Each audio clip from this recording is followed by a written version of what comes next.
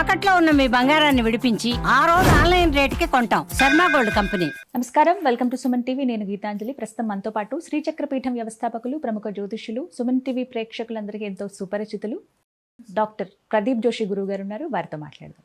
గురుగారు నమస్కారం అండి. శ్రీమాత్రే నమః. గురుగారు, సూర్యగ్రహణం సరే ఎప్పుడు ఉండబోతోంది? కాలం, సరైన సమయం అనేది తెలియచేయండి. అసలు మనకు కనిపిస్తుందా భారతదేశంలో పట్టువిడుపుల సమయాలు?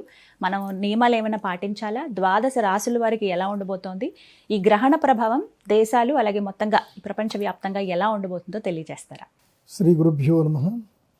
శ్రీమాత్రే నమః. సప్తాశ్వరథమారూఢం ప్రచండం కశ్యపాద్మజం శ్వేతపద్మధరం దేవం తం సూర్యం ప్రణమామ్యహం. అచింత్యావ్యక్తరూపాయ నిర్గుణాయ గుణాత్మనే సమస్త జగదాధారమూర్తయే బ్రహ్మణే నమః. శ్రీ గురుభ్యో నమః. శ్రీమాత్రే నమః. గ్రహణాలు ప్రతి సంవత్సరము వస్తూనే ఉంటాయి, కానీ ఒక్కొక్క గ్రహణానికి ఒక్కొక్క ప్రత్యేకత ఉంటుంది. ఇప్పుడు మనం పోయిన సంవత్సరము షష్టగ్రహ కూటమి అని చెప్పి చేసాం. అప్పుడు నేనేం చెప్పానో అన్నీ జరిగాయి. ఆ తర్వాత బంగారం వెండి ధరలు ఒక ఊపుతూ లేస్తూనే ఉన్నాయి. పోయిన సంవత్సరం మార్చి తర్వాత మీరు కావాలంటే వెళ్ళి హిస్టరీలో చూడండి. నేను చెప్పాను అప్పుడు ఇక్కడ నుంచి మొత్తం తారుమార్లు అయిపోతాయి అని చెప్పాను. అదే జరిగింది. విపరీతమైన డబ్బు బంగారం వెండి వైపు వెనుక పరుగుతుంది. సో ఇప్పుడు కూడా ఇది ఒక బ్రేక్ ఈవెన్ పాయింట్ అని చెప్పాలి. ఇది ఉగాదికి ముందు, శివరాత్రి తర్వాత వచ్చేటువంటి అమావాస్య రోజున సూర్యగ్రహణం రాబోతుంది. అయితే ఈ సూర్యగ్రహణం ఈసారి భారతదేశంలో ఈ సూర్యగ్రహణం కనబడదు. ఇది అంటార్కిటికా దేశము లోపల, సో కంకణగ్రాస సూర్యగ్రహణం అంటే రింగ్ ఆఫ్ ఫైర్ అంటారు. సో అలాంటి సూర్యగ్రహణము మనకి అంటార్కిటిక్లో కనిపిస్తుంది, మన దగ్గర కనపడదు. ఓకే, సో దీనివల్ల నేను ఎవరెవరైతే మనము వెండి బంగారం వీడియో చేశాం కదా, విన్నారు కదా, ఎవరెవరైతే ఈ పార్టీకి ఆల్రెడీ పెట్టుబడి పెట్టి ఒక 2 నెలలు అయిపోయి ఉంటుంది, అంటే ఫిబ్రవరి 17 కదా, ఎవరైతే జనవరి 30 లోపల ఎవరైతే పెట్టుబడులు పెట్టుకున్నారో వాళ్ళందరూ కూడా ఈ ఫిబ్రవరి 17 ఈ సూర్యగ్రహణము చంద్రగ్రహణం తర్వాత రాశులకు అతీతంగా కోటీశ్వరులు అయిపోతారు. అంటే వాళ్ళు పెట్టిన పెట్టుబడులు పెరుగుతాయి, లాభాల బాటలో ఉంటాయి. బంగారము వెండి లాభాల్లో ఉంటాయి. సో ఇది మంచి సమయం. ఈ గ్రహణము భారతీయులకి, బంగారం వెండి వ్యాపారస్తులకు, వాళ్ళకి అందరికీ మంచిది. ఇది భారతదేశంలో కనబడదు కాబట్టి దీనికి సూతకం మైలలు, దేవాలయాలు మూయడాలు, ఇళ్ళు కడుక్కోవడాలు ఏమీ లేవు. కాకపోతే గ్రహణం అనేటువంటిది పర్వకాలము, పుణ్యకాలం. సమయం ఎక్కడ గ్రహణం జరిగినా మనకు అది పుణ్యకాలం, ముహూర్తం. అది మంచి ముహూర్తం. గ్రహణం జరిగింది అంటే అది పుణ్యకాలం అని అర్థం. ఎందుకోసం అంటే ఎక్కడ గ్రహణం జరిగినా అది రాహుగ్రస్త సూర్యగ్రహణమే అంటారే తప్ప అంటార్కిటిక్లో కనిపించింది కదా, అక్కడ గ్రహణం పట్టింది కదా, అది రాహుగ్రస్తం కాదు అని చెప్పడానికి లేదు. కాబట్టి భారతదేశంలో ఎక్కడ గ్రహణం కనిపించినా అది గ్రహణం ఉన్నట్టే లెక్క. అది ఉపాసకులకు మాత్రం గ్రహణము పర్వకాలము, ఉపాసనా సిద్ధి పొందడానికి యోగ్యమైన కాలం. మామూలు జనాలు మామూలుగా భోజనాలు చేయొచ్చు, మీ నిత్యాగ్నిహోత్రాలు, నిత్యాగ్ని కర్మలు, అనుష్ఠానాలు, భోజనాలు అన్నీ చేసుకోవచ్చు. టైం చెప్పండి గురుగారు, ఎప్పుడు ఉంటుందండి? ఫిబ్రవరి 17 రాహుగ్రస్త సూర్యగ్రహణం. ఇది ధనిష్ఠా నక్షత్రం యొక్క 4వ పాదములో మాఘ బహుళ అమావాస్య రోజున రాబోతుంది. సో మళ్ళీ పాల్గొన మాసం అప్పుడే స్టార్ట్ అవుతుంది. పాల్గొన మాసం అయిపోతే పాల్గొన పౌర్ణమికి మళ్ళీ చంద్రగ్రహణం ఉంది. ఆ తర్వాత ఉగాది, నెక్స్ట్ అమావాస్య తర్వాత. కాబట్టి ఉగాది కన్నా ముందు వచ్చే అమావాస్య రోజు ఇది గ్రహణం రాబోతుంది, సూర్యగ్రహణం. 17వ తారీఖు ఫిబ్రవరి 2026 మన యొక్క భాగ్యనగరానికి సంబంధించిన స్థానిక కాలమాన ప్రకారం, అంటే మన తెలుగు రాష్ట్రాల స్థానిక కాలమాన ప్రకారము ఈ గ్రహణము అపరాహ్నము అంటే మధ్యాహ్నం తర్వాత అపరాహ్నము 3:26 ప్రారంభమయ్యి రాత్రి 7:57 వరకు ఉంటుంది. సో దాదాపుగా అంటే 3 అంటే 3:30, 4:30, 5:30, 6:30, 7:30, 4 గంటలు. సో సుమారు 4 గంటల పాటు ఉండేటువంటి అత్యంత సుదీర్ఘమైనటువంటి సూర్యగ్రహణము మంగళవారం రోజు వచ్చింది. సో ఈ సూర్యగ్రహణం యొక్క ప్రభావం ముఖ్యంగా నేను చెప్పేది ఏంటంటే, ఎవ్వరూ అపోహలకు వెళ్ళకూడదు. సూర్యగ్రహణ సమయంలో నేను చెప్పేటివి జాగ్రత్తగా వినండి. గర్భిణీ స్త్రీలు బయటకు వెళ్ళకండి. ఆ ఒక్కరోజు 17వ తారీఖు ఇంట్లోనే ఉండండి, ఎక్కడికి బయటకు వెళ్ళకండి. అక్కడి వరకే మీరు భోజనాలు చేయొచ్చు, టీవీలు చూడొచ్చు, తినొచ్చు, ఏదైనా చేసుకోవచ్చు. బయటకు వెళ్ళకండి, సూర్యుడి వెలుగు లోపలికి వెళ్ళకండి, అంతే. తర్వాత ఈ గ్రహణము పుణ్యకాలం కాబట్టి ఇట్టి సమయము లోపల అగ్ని కార్యాలు, పూజలు, అనుష్ఠానాలు చేసుకుంటే మంచిది. మా శ్రీచక్ర పీఠంలో ప్రతిసారి గ్రహణం జరిగిన ప్రతిసారి అందరికీ రుద్రశూల స్పర్శ ఉంటుంది, రుద్రశూల స్నానం ఉంటుంది, అదేవిధంగా యాగం ఉంటుంది, ప్రసాదం ఉంటుంది. చాలా అద్భుతంగా జరుగుతుంది. మొత్తం నాకు తెలిసి తెలుగు రాష్ట్రాల్లో నా దగ్గర మాత్రమే జరుగుతున్నాయి నేను అనుకుంటున్నాను. వేరే వాళ్ళు ఎవరైనా చేస్తున్నా సంతోషం. నా దగ్గర మాత్రం ఒక పద్ధతి, ఒక సిస్టమ్ అయితే ఉంది. అది ట్రెండ్ స్టార్ట్ చేసింది మేము. కాబట్టి ఎవరైనా తమకి జీవితం లోపల కష్టాలు, ఒడిదుడుకులు, బాధలు ఉన్నాయి, ముఖ్యంగా అనారోగ్య సమస్యలు, ఆరోగ్య సమస్యలు ఉన్నాయి, మానసిక దౌర్బల్యం ఉంది, ఆత్మస్థైర్యం కోల్పోతున్నారు, అలాగే పాపకర్మ ఎక్కువగా ఉంది అని వాళ్ళకి అనిపిస్తూ ఉంటుంది. కొంతమంది అబ్బా ఏం పాపం చేసుకున్నామో రా, ఈ జీవితం అంతా ఇట్లనే ఉంది అని ఎప్పుడైతే వెస్ట్ అయిపోతున్నారో, అట్లాగే జీవితం లోపల జాతకం మారాలి, నా జాతకం ఇక్కడి నుంచైనా నా జాతకం మారాలి అని కావాలి అనుకునే వాళ్ళు మాత్రం ఈ గ్రహణం రోజు అటెండ్ అవ్వండి. ఇది సూర్యగ్రహణానికి, చంద్రగ్రహణానికి రెండింటికి వర్తిస్తుంది. కాకపోతే అటెండ్ అవ్వాల్సిన వాళ్ళు మాత్రం కొంతమందే ఉంటారు, అందరికి అటెండ్ అవ్వడానికి ఉండదు. ఛాన్స్ కొంతమందికే ఉంటుంది, 8 రాశులకే ఉంటుంది, మిగతా 4 రాశులకు ఉండదు. ఓకే, సో ఆ మిగతా 4 రాశులు ఖాళీగా హాయిగా ఇంట్లో కూర్చోవాలి, జపం చేసుకోవచ్చు, వస్తే మా దేవస్థానంకి వచ్చి సేవ చేసుకోవచ్చు, ఉంటే చంద్రగ్రహణం, సూర్యగ్రహణం రెండింటికి యాగాలు చేసుకోవచ్చు, అందరూ చేసుకోవచ్చు. బట్ బెనిఫిట్ మాత్రం ఎవరెవరికి అవుతుంది అని మాత్రం చెప్తాను. ఈ సూర్యగ్రహణము ప్రత్యేకత ఏమిటి అది కూడా చాలా బాగా తెలుసుకోవాలి. ఈ సూర్యగ్రహణము పంచగ్రహ కూటమిలో జరుగుతుంది. పోయిన సంవత్సరం పంచగ్రహ కూటమి ఏర్పడింది, రేట్లు భయంకరంగా పెరిగిపోయాయి, బంగారం, వెండి రేట్లు. పోయిన సంవత్సరం మార్చి నుంచి చూడండి, మార్చు చంద్రగ్రహణం ఏర్పడింది, షష్టగ్రహ కూటమి ఏర్పడింది. గతం అక్కడి నుంచి సిల్వర్ జంప్ పరిగెడుతూనే ఉంది, అక్కడి నుంచి ఇక్కడికి 200 టైమ్స్ అయిపోయింది. ఎవరైనా అప్పుడు నేను చెప్పినట్టుగా ఏప్రిల్లో గనక పెట్టుబడి పెట్టుకొని ఉంటే, ఒక 10 లక్షలు పెట్టుకొని ఉంటే, ఇవాళ ఆ 10 లక్షలు కాస్త ఎంత అయిపోయేటియో నాకు తెలిసి ₹1 కోటి అయ్యేటియేమో, సుమారుగా 50 లక్షలు అయితే దాటేవి. అంత అద్భుతాలు ఉన్నాయి. ఇప్పుడు కూడా అదే జరగబోతుంది. అందుకే నేను చెప్తున్నాను, ఈ వీడియో చూడగానే వెంటనే బంగారంలోను, వెండిలోను పెట్టుబడులు పెట్టుకోండి. ఇది పంచగ్రహ కూటమి. ఎందుకు చెప్తున్నాను బంగారం, వెండి అంటే ఒకటి బాగా గుర్తుపెట్టుకోండి.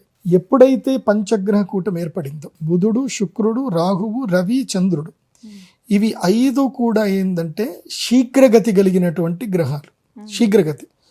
బుధుడు, శుక్రుడు సూర్యుడితో పాటు వాళ్ళు వెనుకనే ఉంటారు. వాళ్ళు ఎప్పుడు బుధ శుక్రుడు ఎప్పుడు సూర్యుడితోటే ఉంటారు. చంద్రుడు అతి శీఘ్రగతుడు. కాబట్టి ఈ టైంకి ఏం జరుగుతుంది అని అంటే యుద్ధాలు జరుగుతాయి. ఇప్పుడు ఆల్రెడీ ఇరాన్ యుద్ధం జరుగుతుంది అని ఏదైతే సిచ్యువేషన్ ఉందో, ఇది 3వ ప్రపంచ యుద్ధానికి కూడా దారి తీసేటువంటి అవకాశాలు ఉంటాయి. కాబట్టి ప్రపంచ యుద్ధాలు జరుగుతున్నాయనంటే జనాలందరూ ఎక్కడ పెట్టుబడి పెడతారంటే బంగారం లోపలనే పెట్టుబడి పెడతారు.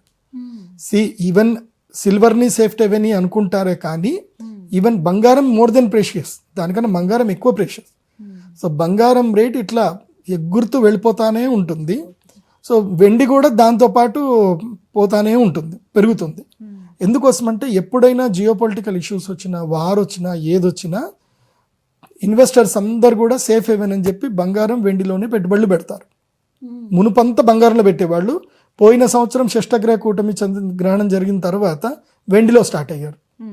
పోయిన సంవత్సరం నుంచి వెండి చాలా ఎక్కువైపోయింది.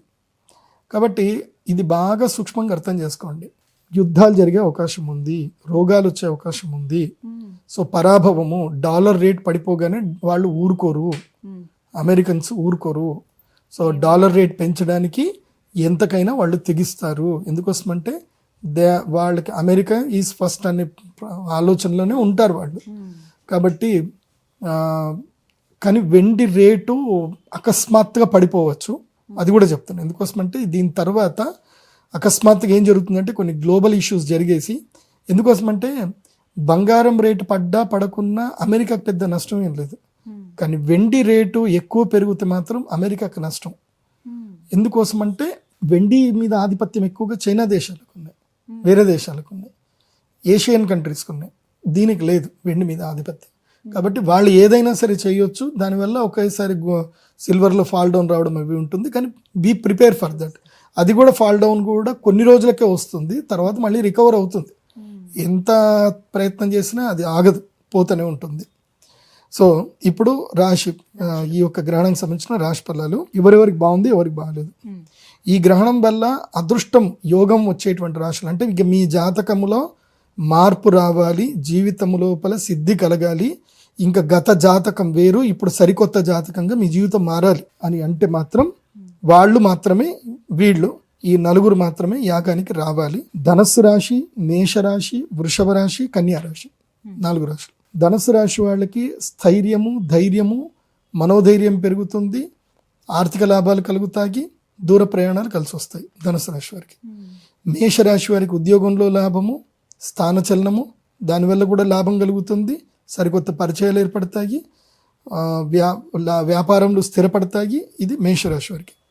వృషభ రాశి వారికి ఏమో అద్భుతమైన లాభాలు వస్తాయి, మనోభిష్టం నెరవేరుతుంది, కాంక్షలన్నీ కూడా నెరవేరుతాయి, సుఖప్రాప్తి కలుగుతుంది.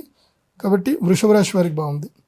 ఇక కన్యా రాశి వారికి శత్రువుల మీద విజయం లభిస్తుంది, ఎన్నో ఏళ్లుగా మిమ్మల్ని ఇబ్బంది పెడుతున్న సమస్యలన్నీ కూడా దూరం అయిపోతాయి, దానికి తగ్గట్టుగా దూరం చేసుకునే బలం కూడా మీకు దొరుకుతుంది. సో ఇవి శుభం. ఇవి ఈ యొక్క గ్రహణం వల్ల ఈ 4 రాశులకి ఈ ప్రయోజనం ఉంటుంది, యాగం చేసుకుంటే ఉంటుంది. అశుభం ఎవరెవరికి అంటే కుంభరాశికి. కుంభరాశి వారికి అనారోగ్యము, మనస్తాపము, చాలా ఇబ్బందులు కలుగుతాయి, శరీరంలో ఆరోగ్య సమస్యలు ఇబ్బంది పడతాయి, ఇష్టమైనటువంటి వారు దూరం అవుతారు. సో అదొక రకంగా ఉంటుంది అండి. జన్మస్థానం ఉంది కాబట్టి మనోవైకల్యం ఏర్పడే అవకాశం ఉంటుంది కుంభరాశికి. మీనరాశి విపరీతమైన ఖర్చులు, అప్పులు, బాధలు, సమస్యలు, ఆస్తులు తాకట్టు పెట్టుకోవడాలు, డబ్బులు పోవడాలు ఇవన్నీ కూడా జరుగుతాయి చంచల స్వభావంతో. వృశ్చిక రాశి వారికి గృహత్యాగం చేసేటువంటి అవసరం పడుతుంది, తల్లిగారికి అనారోగ్యం ఉంటుంది, ఇంట్లో సమస్యలు ఏర్పడతాయి, ఇంట్లో తగాదాలు, గొడవలు ఏర్పడతాయి, సుఖం దొరకదు, తర్వాత వెహికల్స్ ద్వారా యాక్సిడెంట్ జరిగే అవకాశాలు ఉంటాయి. వృశ్చిక రాశి వారు జాగ్రత్తగా ఉంటారు.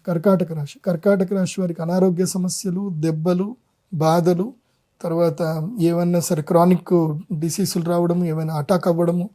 సో ఎక్కడ పడితే అక్కడ తినకండి. కర్కాటక రాశి వాళ్ళు చాలా జాగ్రత్తగా ఉండండి. సో కర్కాటక రాశి వారికి అష్టమంలో ఉంది కాబట్టి ఆయుర్భంగం అంటారు. సడన్గా ఏదో జరిగి ఎక్కడో ఏదో పడాల్సింది వచ్చి మీ నెత్తి మీద పడుతుంది, కాబట్టి చాలా జాగ్రత్తగా ఉండండి కర్కాటక రాశి. ఇక మిగతా రాశులు అయినటువంటి మకర, తుల, సింహ, గురు ఈ రాష్ట్ర వాళ్ళకి చాలా సాధారణంగా ఉంది, not good, not bad. Okay, ఇది సూర్యగ్రహణానికి సంబంధించిన వివరణ. తప్పకుండా యాగానికి అటెండ్ అవ్వండి, యాగం చేసుకోండి. మేము రాహుకేతు లాకెట్ ఇస్తాం.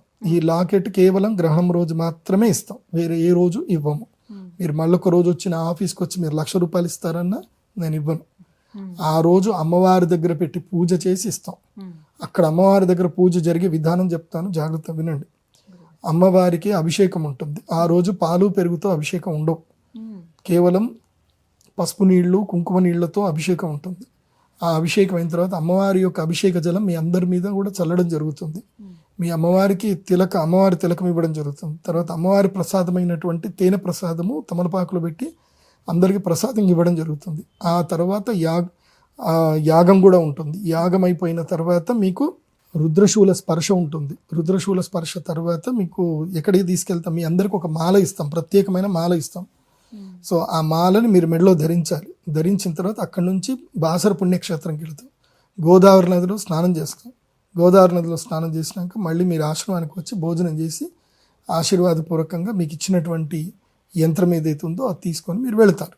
దీనితోటి ఆ యంత్రాన్ని పెట్టుకుని ధ్యానం చేయటం వల్ల, ఆ అరిష్ట నివారణ యంత్రాన్ని పెట్టుకొని మీరు ధ్యానం చేయటం వల్ల ఇక మీకు జీవితంలో అరిష్టం రాకుండా అది మిమ్మల్ని ప్రొటెక్ట్ చేస్తుంది. ఇది గ్రహణం.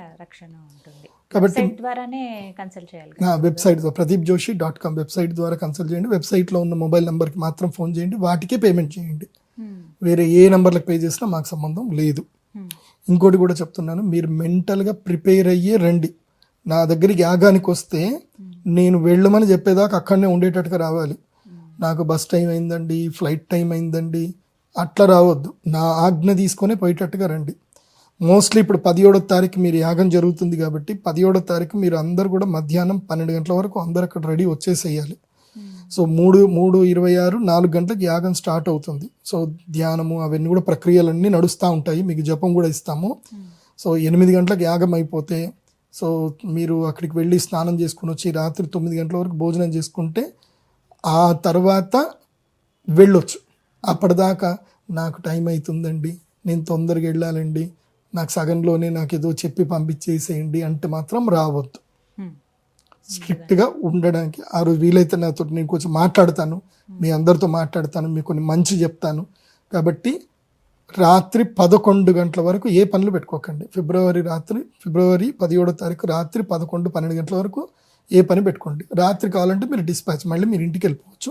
మోస్ట్లీ 11 గంటల వరకు అయితే మీరు అందరు కూడా అక్కడ ఉండేటట్టుగానే ప్లాన్ చేసుకొని రండి. ఈ ప్రభావం ఎన్ని రోజులు ఉంటుందండి? ఇప్పుడు చెప్పారు కదా రాసులకి ఈ విధంగా 45 రోజులు ఉంటుంది. 45 రోజులు అప్పటికి ఉగాది కూడా వస్తుంది, ఉగాది అయిపోతుంది. ఉగాది వచ్చి వెళ్ళిపోతుంది. కాబట్టి ఈ గ్రహణం ఏదైతే జరుగుతుందో ఇది మనకి చైత్ర పౌర్ణమి వరకు వీళ్ళకు ఉంటుంది. రాహుగ్రస్తం చైత్ర పౌర్ణమి వరకు ఉంటుంది. ఆ 45 రోజుల్లో 45 రోజుల్లో ఇవన్నీ కూడా జరుగుతాయి. జాగ్రత్తగా ఉండాలి. చక్కగా వివరించారు. ధన్యవాదాలు గురుగారు. శ్రీమాత.